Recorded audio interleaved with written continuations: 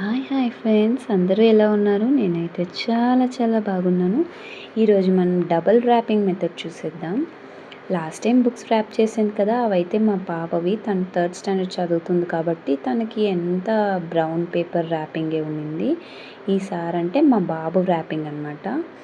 ఇది తను యూకేజీ చదువుతున్నాడు బాబు. సో తనకి ఇక్కడ కలర్ వైజ్ ఉంటాయి అన్నమాట బుక్స్. చిన్నపిల్లలకి చాలా ఈజీగా అర్థం చేసుకోవడానికి this is the easiest method they are using from the school side. ఏంటంటే వాళ్ళు ఇలా కలర్ కోడ్స్ పెట్టడం వల్ల పిల్లలకు కూడా ఈజీగా బుక్స్ అర్థమవుతాయి.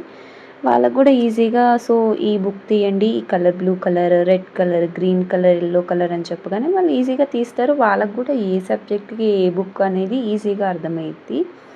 So easy ways to do all this is first colour wrapping చేసుకోవడమే, తర్వాత ట్రాన్స్పరెంట్ పెట్టేసి ర్యాప్ చేసుకొని అన్నీ కలిపి ఒకేసారి పిన్నింగ్ చేసుకోవడమే. ఇలా చేయడం వల్ల పిల్లలకి చాలా ఈజీగా అండ్ హెల్ప్ఫుల్గా ఉంటుంది.